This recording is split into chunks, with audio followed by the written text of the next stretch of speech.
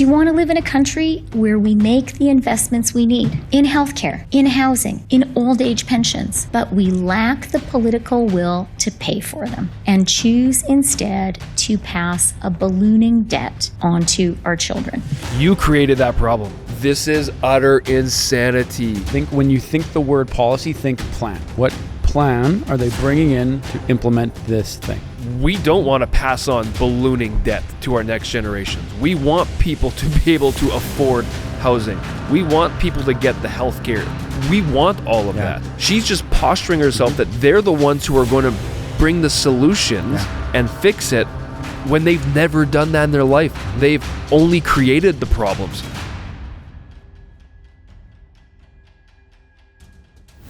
Well, welcome to another episode of Citizen. We're so glad you guys joined us. Jeremy, what's going on? Nothing? Just I throw to you too early? No, I wanted to make fun of you, but then I realized how mean I was. I just wanted to talk about your hands like this. You always do this every time. Well, we could almost make a compilation. Good morning. How you doing? I'm glad you're on stage. Conscious step. Whenever you're on stage teaching too. I do that. It's good though. It's not bad. It's better than this.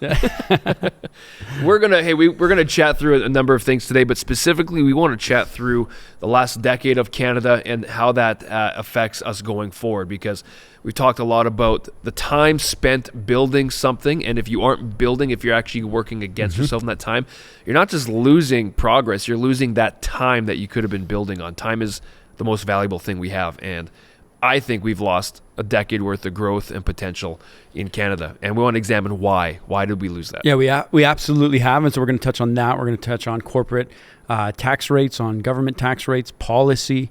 We want to discuss a lot of these things to just talk about the effect of our country and what we've been doing and the bad ideas we've been walking out. So there's lots to cover here today. A few more things, isn't there? Yeah. Well, you and I, we made a list of 3 things that we think summarizes why Canada is in the position that we're in. And also, we've come up with a couple, or at least a case study as to what we can do to make Canada better going forward. We'll get to that towards the end. But basically, it comes down to Canada has become extremely uncompetitive when it comes to taxes and incentives, because that, number one, kills innovation and entrepreneurship, which we know creates wealth for all people in Canada. That's number one. Number two, uncontrolled debt spending. Yeah. Not even our own money spending, uncontrolled debt spending. We want to talk about the interest and how that affects public services. People who want government to do good public services, guess what? We're squandering money into interest that's owed on debt that we keep on spending, and that keeps on getting worse. And then the third thing as well we came up to is just the giant bureaucracy of government and how it's become larger and larger, more expensive, but less effective in terms of what it is doing. So those are the 3 things we're going to dive into this whole episode. Canada is culprits of all 3. Oh my gosh. Which is dangerous. I'd love to start off with this video of Kevin O'Leary.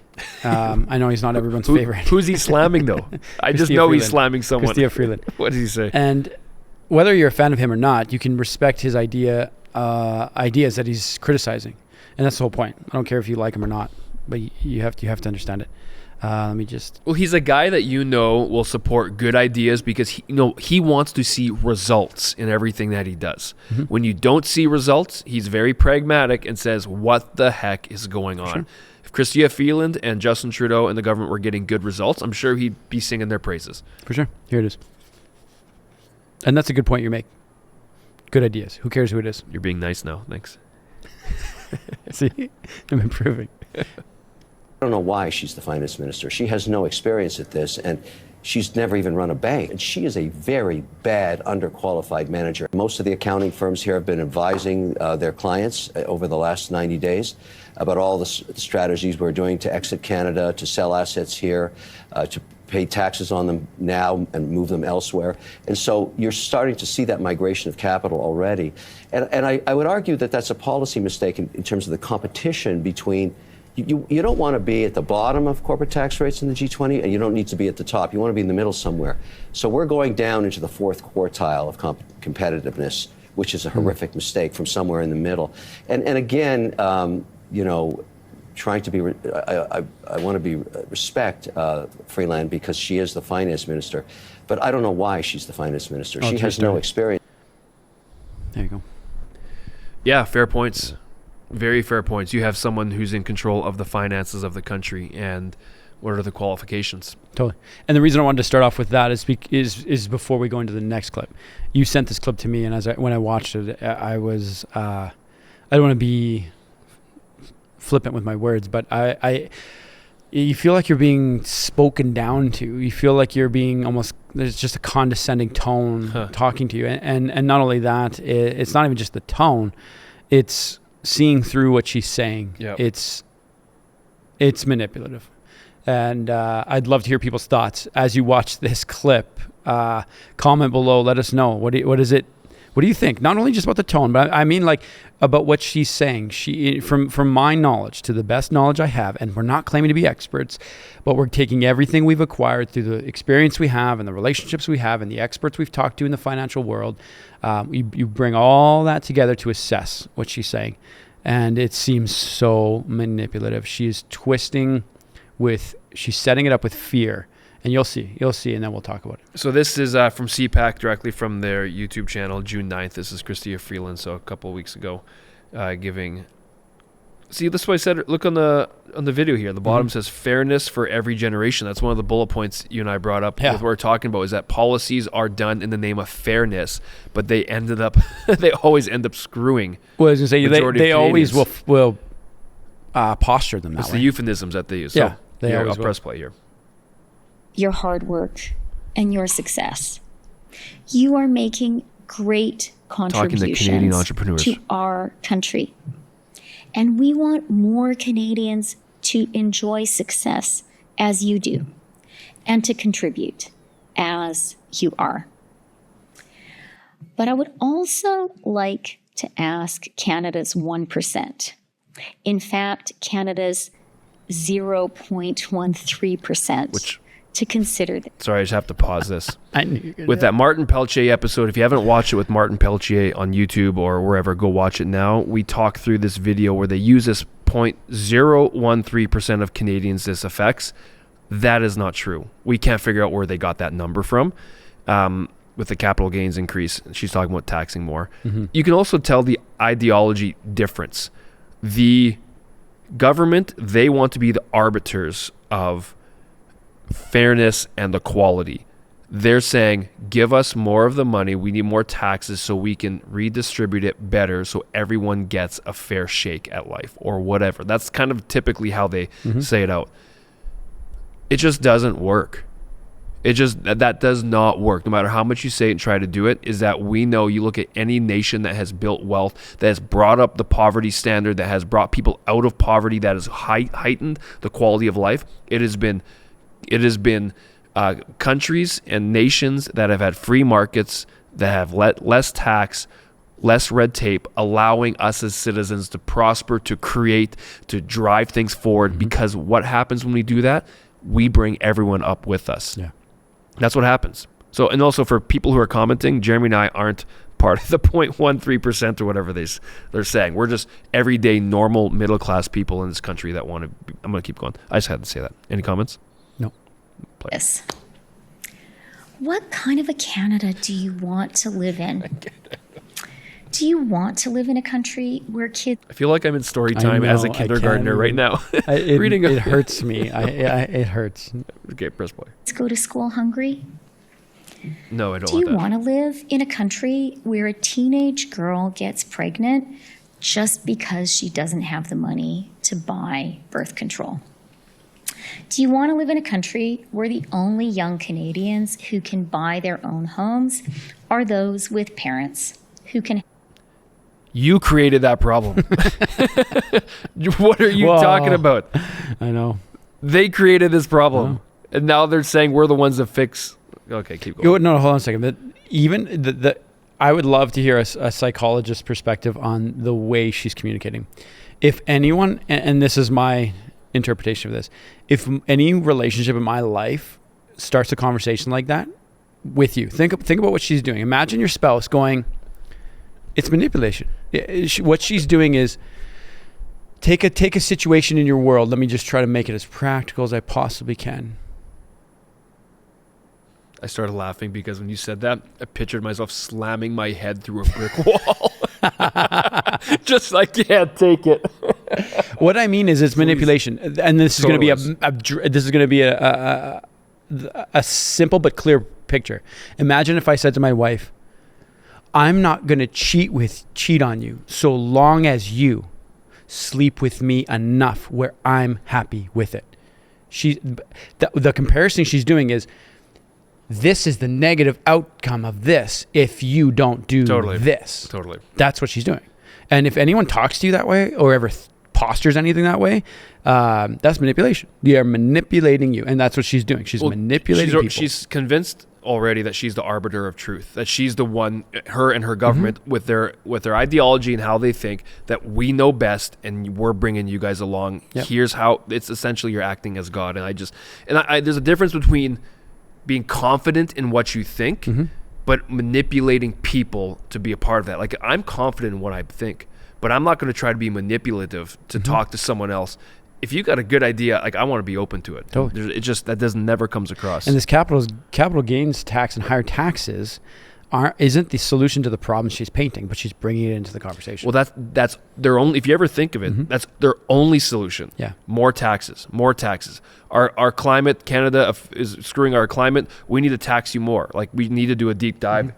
Where's that money actually go? And that's a different one. And even if you go into that argument, and if you've seen the question period, they will drill them all the time. What is the carbon tax doing to lower carbon emissions? Exactly. And there's never. Can you follow the money? Never. And can you actually show that there's a result from what we're spending, what I'm spending, what you're spending? Never mind from we were having a discussion before this about our how many trees Canada has and how much carbon we put out, how much carbon our trees ingest and clean up our atmosphere for.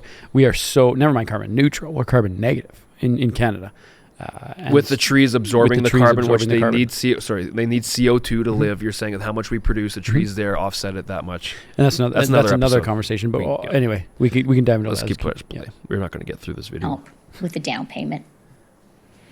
Do you want to live in a country where we make the investments we need in healthcare, in housing, in old age pensions, but we lack the political will to pay for them, and choose instead to pass a ballooning debt onto our children? This is utter insanity. I know we just did a show about comments and people, and so we know there's a lot of people who disagree with what we say. That's good. I love that. We need that to happen.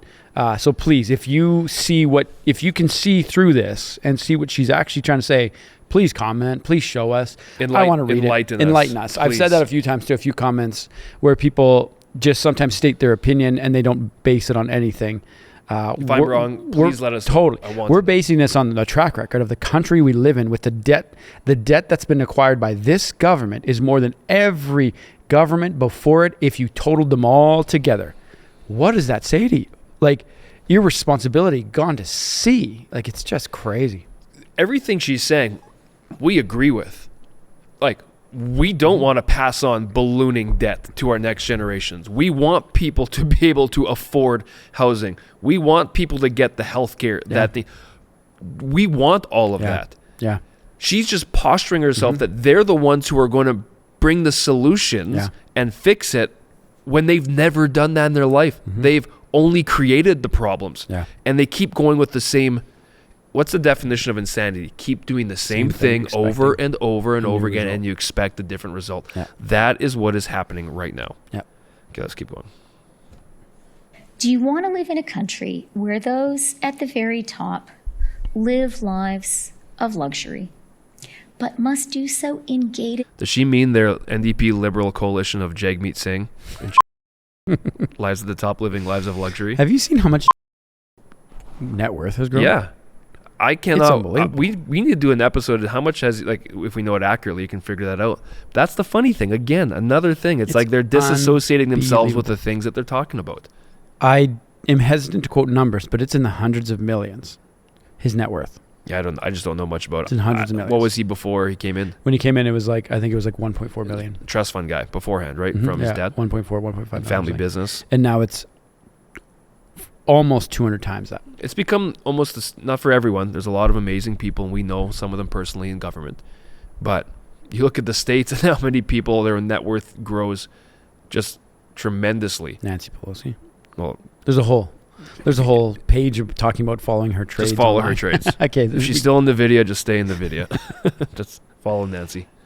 Communities behind ever higher fences using private health care and airplanes because the public sphere is so degraded and the wrath of the vast majority of their less privileged compatriots burns so hot. Every Canadian across our great country needs to ask themselves these same questions. Yes, you do. Because the stakes could not be higher. Okay, so we've talked a lot about on this show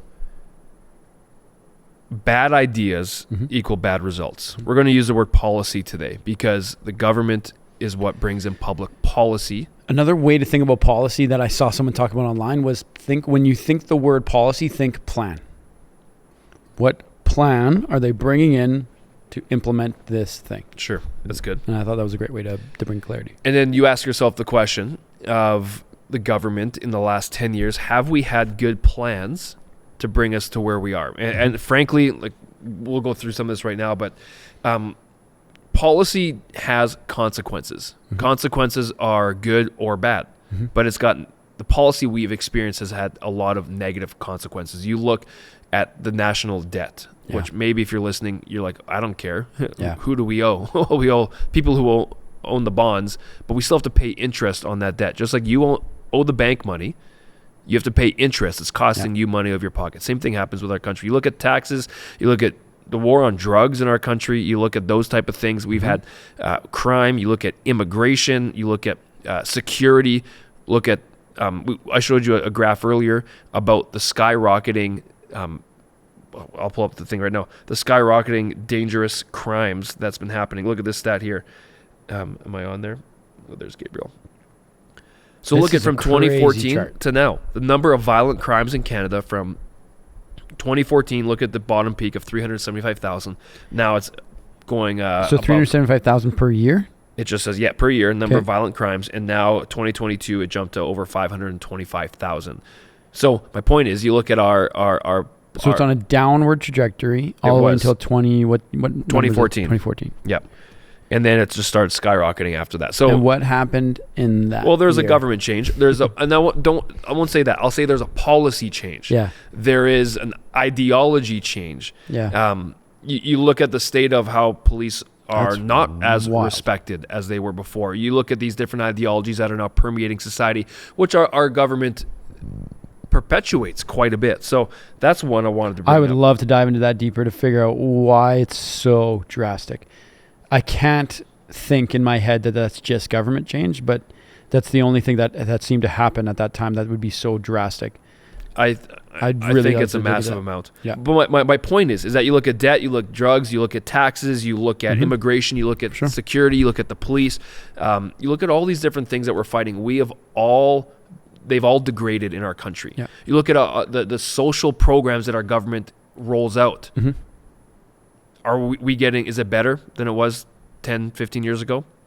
It's more expensive, I know that. Yeah. So looking at all that, and I'll be really frank on this, if you look at the left-right political spectrum, is that all of those areas, we have frankly just moved way too far left in all of those areas, in finance, in taxes, and how we handle immigration, and how we handle housing, et cetera, et cetera, et cetera. All those and I'm not talking about you have to be far right, because don't label me as a far right guy, because I'm not. Actually, we should talk about that one episode. Left, right, how it's too boxy. We need to talk about individual issues and where you actually land on that individual issue, because too many people conflate the idea of being a conservative philosophically with being a conservative Pierre Poilievre party, toe the party line type of thing. Yeah. No. I think we got to go a bit more in depth. All that to say, I'm not talking about being far right. I'm just saying we've moved too left and we've seen the consequences of it. We just need to get back to being reasonable. Yeah. Like, let's be reasonable about these situations. So anyways, I got 3 points you and I came up with. Should I read them through? Yeah, absolutely. 3 points why Jeremy and I think that Canada has gotten into the position that we are at right now. Number one, on a world scale, we have become uncompetitive in taxes, and it kills all incentives that naturally exist for entrepreneurs and innovators rising up in Canada and coming to Canada. Mm-hmm. We don't have that coming to Canada anymore. I was talking to a friend of mine yesterday. We were messaging back and forth, and we were talking about he's an online entrepreneur, does online courses, has created a lot of wealth in the tech industry. And he began to, so I was asking him a lot of questions, and he began to explain to me that he is one of the only one that he knows in his friend circles in his tech industry to actually not leave Canada. They've all left Canada. Sure. Every one of his friends who are in the tech industry have all left. And he's just saying he's not going to, he doesn't want to. But that's a big deal. Like it's speaking to exactly on his mind. Yeah, of course it probably is, because people are we're all trying to get ahead and trying to grow. And if it's becoming exceedingly hard to do so, why wouldn't you consider it? Just as Peltier said with us, we must voice our concern about the policies, the plans that are being made that are affecting the lives of the classes that we have, lower, middle, and upper class people, so that we can all live in harmony together. But if the plans are bad and it's destroying quality of life and or our ability to plan for the future, we must voice the fact that we're considering leaving. We must 100%. Voice it. Here's something to add to that is people might be wondering, if you're watching, you might be wondering why I'm not an innovator, I'm not an entrepreneur, I don't own a business. Yeah, but we live in a world where we are benefiting from what those men have done, those men and women of what they have done. So what happens when you have too much tax, too much red tape? Well, those people stop innovating, stop creating business. Yep. They start to leave. So what does that mean? It means less jobs available. It also lowers our chances. Is if you want to get more and get up in life and be able to move where you can provide for your family, essentially jumping from lower to middle, if you want to move classes in terms of how they deem the classes, we need that sector. We need innovators, and we need entrepreneurs building businesses, because that is how people are going to get jobs and can be promoted and can come alongside and innovate. Also, what happens, here's something really important. If you're raising a family and you're not concerned about it, guess what? As soon as we start having taxes and all these things going higher, and we've got entrepreneurs and we have lack of money that's coming into Canada, people are leaving Canada, guess what? Young, talented people that are going through college and university who are looking for careers and where they're going to live their life, they're going to leave Canada to find other places that's more competitive, that they can get the jobs they want, to live the lives they want, to provide for the families that they need to provide for. And the whole idea about wrestling with this, talking about this and disagreeing with this is to stop that from happening. We want everybody here. We want the best 100%. Here. We want the best medical system here. We want all the best business here. We have the minerals here. We have it all here. We have probably one of the most diverse countries, from landscape to technology to mineral diversification to there's oil so much production. Potential. We have it all from coast to coast. Yeah. And that's the whole point of all this. I wanted to share this thought because it's been very interesting on a very micro level with my kids. Is I started giving them basic allowance, and then I stopped it right away because I saw actually how quickly I'm like, what am I doing? Where they would ask just for $5 or $10 here, and I would just give them $5 or $10 and do this. And then I realized, like UBI? Yeah. Universal Basic Children's Income. But I just started giving them basic income allowance. And I just realized, what am I doing? I need them to understand, because their concept, and I fleshed this out with them, they think I just print money. They have no idea. They don't know the cost of the shoes they wear, the jeans that they have, the clothes that we have. To them, they're going, we're always okay. Things are pretty good. They have no reference point whatsoever. And so what we did, though, was I decided to go, okay, there's a few options here. You need to start earning money. You need to do something to earn money and realize that what that money can do when you put it to work. And so we actually got them a couple ideas. One was in Alberta here, if you return plastic bottles, you get 10 cents a bottle. And so we started doing that, and then they really started to see it. We went and returned a bunch of bottles, got quite a bit of money back actually, and they started to realize, whoa. And so I told them, I said, okay, with any money earned, there's taxes paid. We also believe in giving to our church. So I told them how much to give. Did you take taxes from them? And I actually separated the money away from them so that they understood. Yeah. Good. And because I want them to know. I want them to know that you have to pay your portion. And like I said, we also give to our church, so we have to give to that portion too. They showed up at my house probably 3-4 days in a row knocking, do you have bottles? Do you guys have bottles? Well, but then I began to flesh this idea out. Once they started to get a reference of money and how much flow there is and what there is to do, I then just said, hey, there's other things you can do. The money that you now have from these bottles, you could go buy a powdered mix of lemonade. And that powdered mix of lemonade could probably make you 20 pitchers of lemonade. And each pitcher of lemonade you could probably sell for $5 or $10 worth of lemonade. If people give you $1 and you make 10 or 15 cups, you might get an average of $15 per thing. And so then I did the math with Sloan and said, do you realize that $20 worth of lemonade juice can get you about $120 worth of money?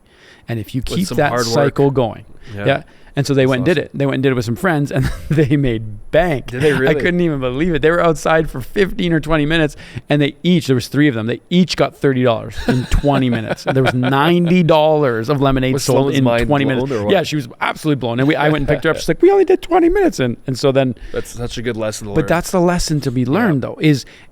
She got the idea that I can create wealth.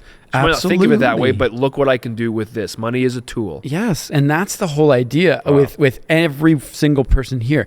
Yes, jobs are good. Yes, salaries are good. But we must all become Canadians who generate wealth, who pay taxes into our system, because taxes are necessary for what we're doing. I know a lot of people don't agree on that statement entirely, but we must continue to invest in Canada and come up with good ideas here. Because what happens if we continue doing what we have been doing for a decade, the reason why we're here, is that jobs and productivity, they stall, and our nation ultimately gets worse off. It gets poorer. And the thing is, if you look at Canada's GDP over the last number of years, is that we have dropped. I got a stat here. We have dropped.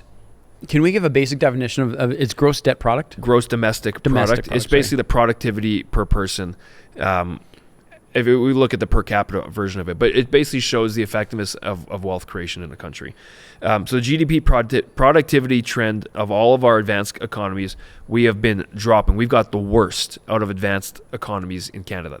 It's unbelievable. I just want to break it down for people who don't know. GDP is composed, I just Googled it so we can get the definition. GDP is composed of goods and services produced for sale in the market, and also includes some non-market production, such as defense or education services provided by the government. So it's a baseline marker of how much wealth you are creating as a country, your GDP. And then you break it down per capita to get the actual effectiveness compared, because obviously the US has got 10 times the population we do, so their number is going to be a lot larger. But if you break it down per capita, then you get a realistic number. Are we on par? Are we not on par? And per capita is per individual citizen. Yeah. I'm just trying to make sure that everybody understands what we've been talking the last 5 minutes about the number one point as to why we think we're in the position we are is because of excessive uncompetitive taxes in Canada. That's driving away money. It's driving away entrepreneurs. It's driving away innovators. And to be clear, uncompetitive meaning too much to make people do business here. Exactly. Yeah. Uncompetitive. Let's be real practical. Let's say, Jeremy, you got $1 million. You're looking at, where do I want to start a business? Totally. You might look at Canada, United States, Portugal, South America. You don't care where you live. You're going to try to find, where can I get the most bang for my buck with my money so that I can go ahead and create a business. Well, right now, you are not going to look at Canada. Yeah. We don't have money flowing into Canada. We have money flowing out of Canada. People, wake up, everyone. This is a big deal, because we've been on this for 10 years. We keep going down the path that we're on. Guess where we're going to be in another 10 years? We didn't just lose 10 years. We've also lost the ability in what we could have been building. And that's a worst sentence ever. We have lost what we could have been building in the last 10 years. And that compound effect that could have happened decade after decade if we were going the right direction, that's gone. We have to restart from a deeper hole than we were in. Before you go, four variables that contribute, 4 main components of GDP: consumption, investment, government spending, and exports. Those are the 4 main variables of the GDP makeup. Cool. That's really good to know. I feel like I'm going back to university to reading all that. That's the whole point, though. That's what we need to do. Just a reminder, guys, if you're watching on YouTube, thank you. Comment. Let us know. Do you think there's too much taxes? Or you like the amount of taxes? Do you trust the government to keep spending the money that we give them on infrastructure, obviously infrastructure, on social programs, the things that they keep saying they need to change? Do you trust them to do that? Or is there better solutions? Let us know. Instagram, if you're watching. No, that's clips. Where else do they watch? Podcast. Thank you for listening there. Okay, number 1, we said too much taxes. Let's go to number 2. Uncontrolled debt spending. Yeah. Not just uncontrolled spending. Debt spending. Uncontrolled debt spending. So money you already... Going backwards. You don't have this. Yeah. So what does that produce when you spend debt? It produces interest on the debt. Yeah. Which we have to pay as a country. And we are paying for that as a country. Which exponentially pushes debt even further and further and further. Yeah. When ran in 2015, he had this terminology he used, balancing... The budget will balance itself. It hasn't happened yet. Just want everyone to know it has not happened. We have gone deeper and deeper and deeper into debt. The video we watched earlier today with Chrystia Freeland, our finance minister, talking about posing questions of, do you want to see ballooning debt passed on to the next generation? Do you want to see? Yeah. She's asking these questions because the obvious answer is no. But the thing of what their track record is, we need to judge people by their track record, right? Their track record is that they have got us into this position, and they've not shown any change of how we're going to get out. They are proposing the same things that we keep borrowing, we keep printing money, we keep handing out and spending money because that's going to get us out of what we are already in. So we have got uncontrolled debt spending. I want to give you a couple stats here. So we obviously know that our government pretty much is addicted to spending money they don't have. We see that. And what they're essentially doing is funding themselves. Because we'll get to our third point, but our bureaucracy has become so big, but they are funding themselves instead on relying on taxes brought in, which is revenues brought in to be able to help our economy and help our country. And money in, money out. Exactly. They are way beyond that. So you look at that, we look at the interest. I want to give you a couple stats here. We talked about this in earlier episodes, one with a guy named Franco. Go watch that one. We flesh this out a lot more. But $54 billion, not in debt, guys. $54 billion in interest losses this year. So of our taxes that we are giving to the government intended for public services, we want public services. I'm a supporter of a certain amount of public services.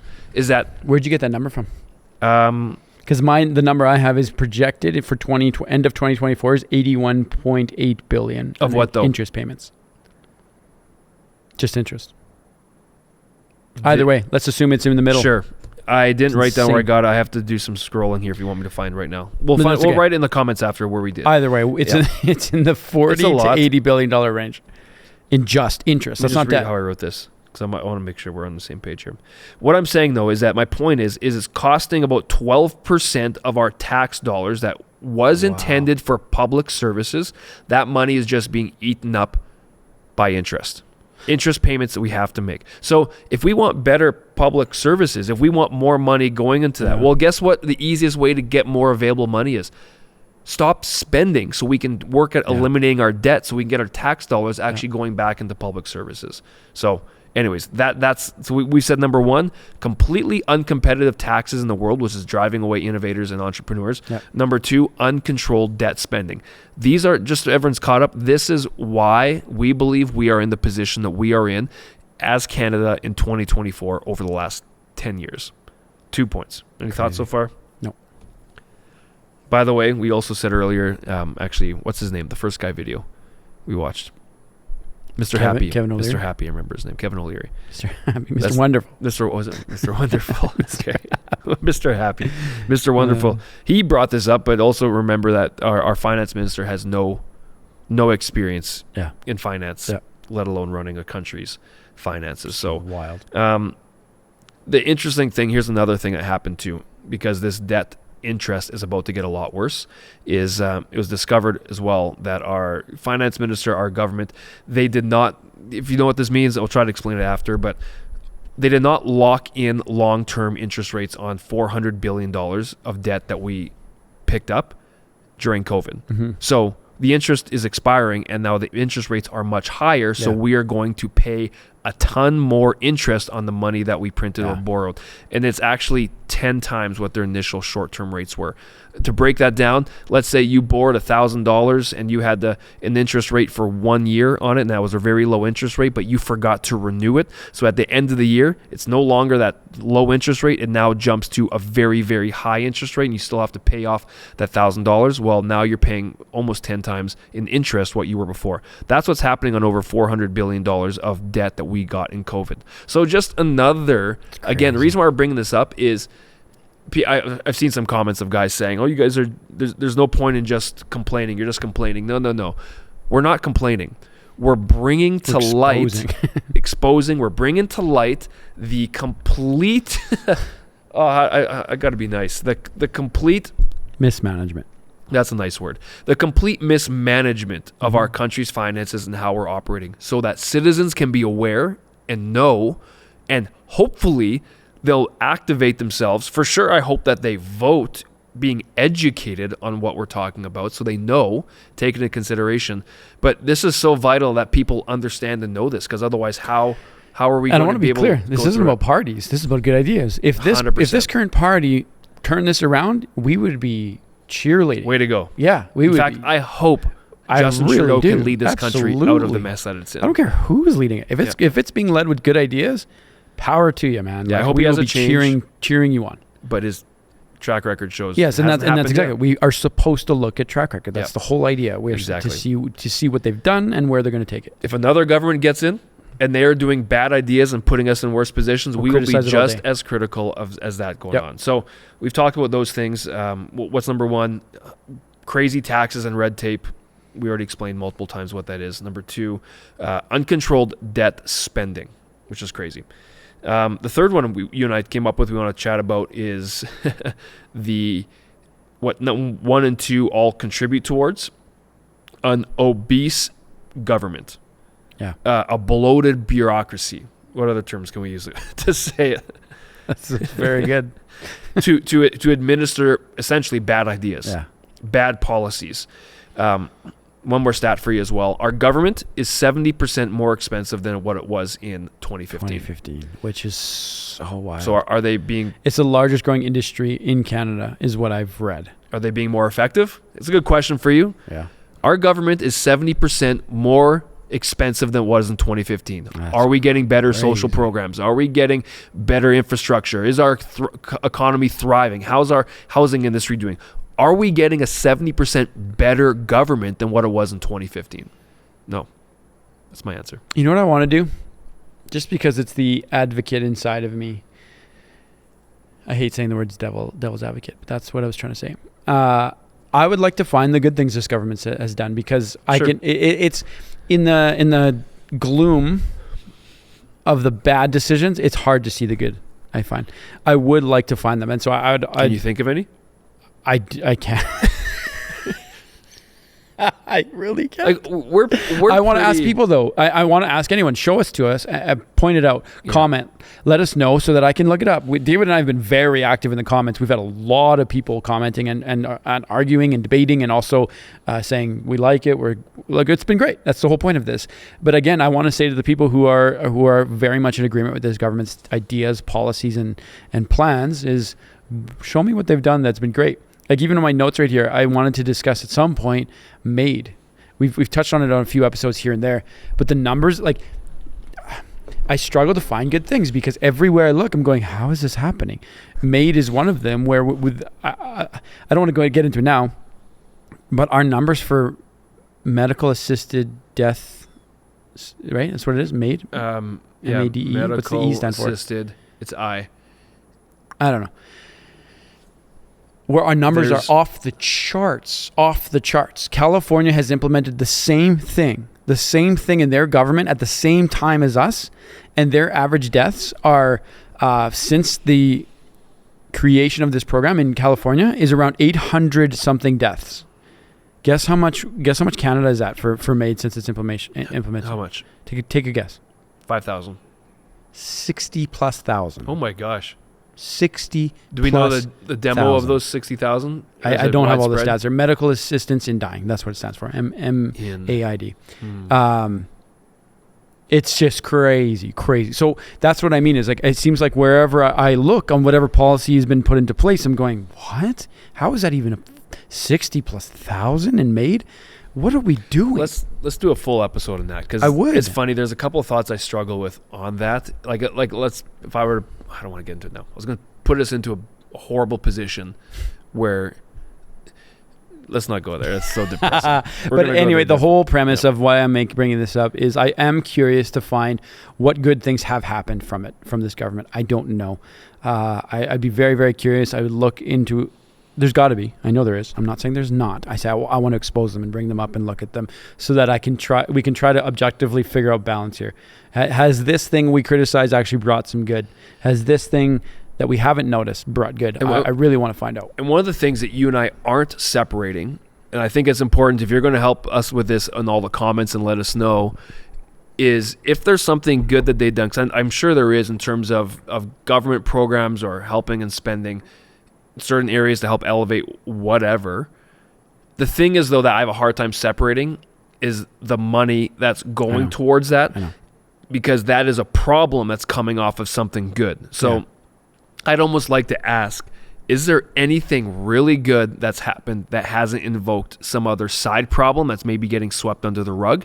Because I'm sure there's good intentions in a lot of areas to help people or minority groups, or help champion low-income housing for people who need it, or if there's work that's been done with the homeless. I don't think there has been. I also, just on another note, I know when it comes to First Nations, Indigenous, Justin Trudeau has promised a lot to make things right and not delivered on any of it. So he is the biggest virtue signaler. Even there's been a lot of water issues up north in northern Manitoba, and there's been next to no delivery. There was even a guy I was talking to on a plane. I guess we're going here for a couple minutes. But I sat next to a plane. I was on the red-eye flight and talking to this guy, and we just small talk on a plane. You know how people just like to share their everything. And so he goes, "What do you do?" And I said, "Oh, I work in television." So we talk about that. And I said, "What do you do?" And he goes, "Oh, I work on generators, on diesel generators." And I was like, "Oh, that's cool." And I said, "So where are you flying to?" He goes, "Oh, northern Manitoba, up into an Indigenous group far north." And I was like, "What does that have to do with diesel generators?" And he goes, "Oh, we have this monster of a diesel generators that are running up there 24/7, 365, where they consume his number.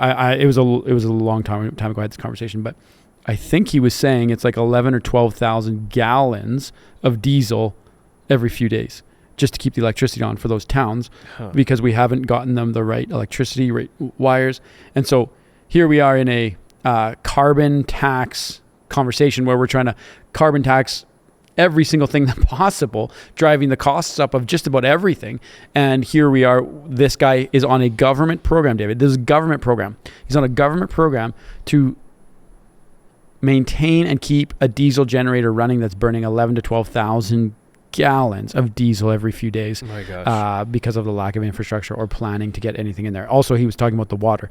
They have to ship in water every couple of days as well. Again, government funding just to drop it in there. Now, those people deserve to have the right to electricity and water. That should be bare minimum, but there should be a plan to get it in there, how to figure it out at a much better cost than this. Look at this, sorry to change your topic here. 618 Indigenous communities in Canada face water insecurity. That's insane. That is such a huge number. That is huge. That is sad. Water, we just take it for granted. In my cup, clean water, easy to drink. 618 Indigenous communities. That's a show we've got to talk about. If there's anybody who's watching who knows somebody who's dealing with that, comment. Please give us some more information to that. I have a few relationships that maybe we can pull on to walk that through, because that's crazy. That's of the highest concern. If I was in government, man, that would be the first thing I'd deal with, is get Canadians clean water. I was the president of this association. We had a conference a couple of weeks ago, and we had this First Nations Indigenous artist. His name's Aysanabe, Aysanabee.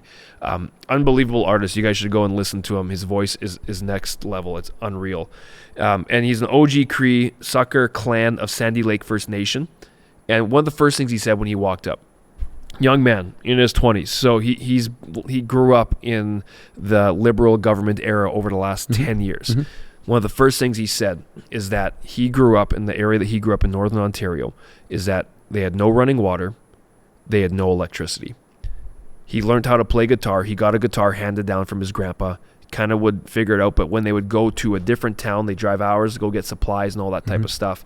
And his friend had, he said it was, my friend had this thing called YouTube. So he'd show me videos of guys playing guitar, and I would remember how they play. And when I go back home, I would try to mimic what they do. Wow. And he learned how to play. Is unbelievable. My point in saying that, check him out, by the way. Shout out to Ace Nabby. He was awesome at the conference that we had him at. But he grew up under the Liberal government, Justin Trudeau, in places in Canada that still do not have running water and electricity. Wow. That is unacceptable. Yeah. With the amount of money Justin Trudeau has pledged, but there has been zero follow-up, zero effort going towards that. It is a complete virtue signaling. I'm hanging my hat on this stuff, but yet you don't accomplish anything with it. So, like, imagine if we just canceled CBC, took all that funding.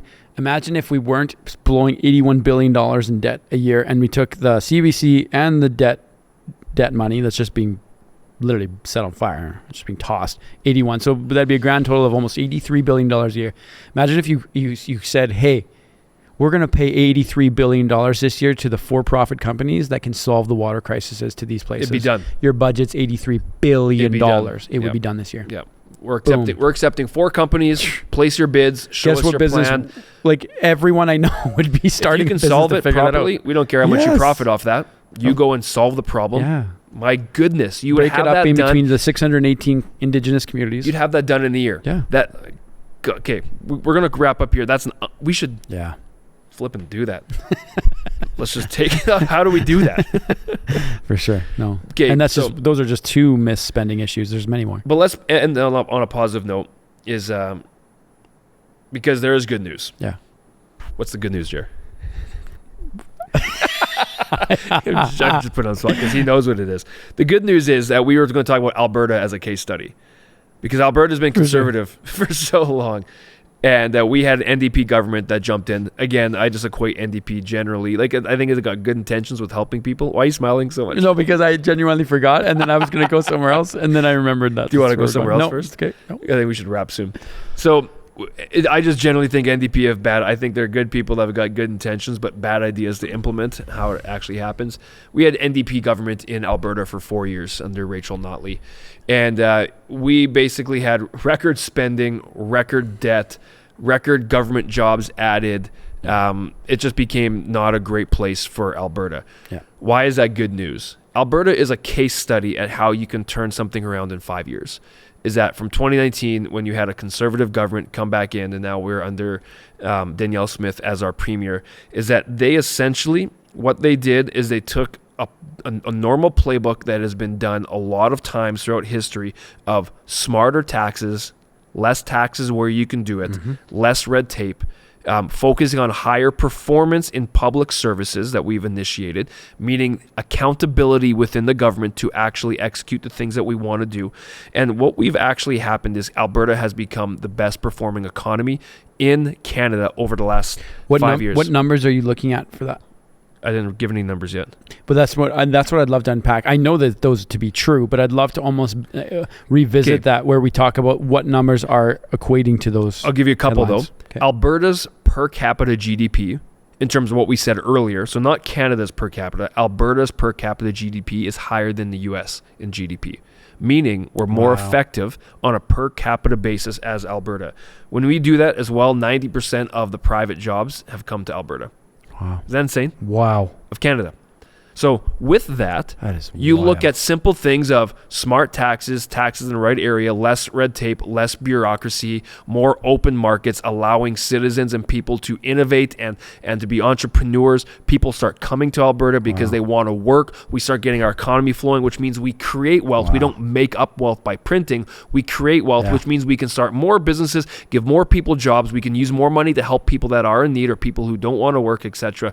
It is a little infrastructure, a self-sustaining ecosystem that when you get it flowing properly, things can turn around pretty quick. And I believe the same can happen with Canada if we get our heads out of the sand. For sure. I want to show you this video in our wrapping. I saw this video. This is one of the greatest podcasts I've ever watched.